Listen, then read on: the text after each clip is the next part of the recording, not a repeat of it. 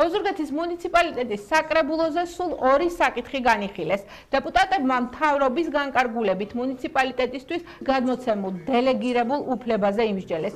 საკითხი საგანმანათლებლო დაწესებულებებში, შენობების ნაწილობრივ რეაბილიტაციას, მცირე ინფრასტრუქტურული პროექტების განხორციელებას გულისხმობს. მეორე საკითხი ოზურგეთის ტერიტორიაზე მდებარე მწვერვალის სახელდებას შეეხებოდა.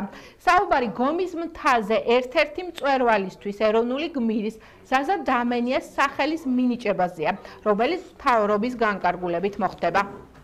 დელეგირების საკითხი სამინისტროდან დელეგირებით უფლება გადმოეცემა მუნიციპალიტეტს, რომ მუნიციპალიტეტმა აწარმოოს საგანმანათლებლო სფეროში, სკოლებში მცირე სარეაბილიტაციო სამუშაოები. მეორე საკითხიც შეეხება ეს არის სახელდების საკითხი ჩვენს მუნიციპალიტეტში დაბა გომის მთაზე არსებული მწვერვალისთვის, ჩვენი ეროვნული გმირის ზაზა დამენიას სახელის მინიჭების თაობაზე. საკრებულო მიმსჯელა ამ საკითხზე, რახან ჩვენ საკრებულო სახელდების ნუსხაში არ გვაქვს ჩამონათვალში მწვერვალი, ამიტომ მწვერვალის სახელდება უნდა მოახდინოს მთავრობამ. შესაბამისად დღეს ჩვენ მივიღეთ განკარგულება აღნიშნული ინიციირების მოწონების თაობაზე, რომელიც გაიგზავნება სამინისტროში და შემდეგ უკვე მთავრობა მოახდენს ამ მწვერვალის სახელდებას.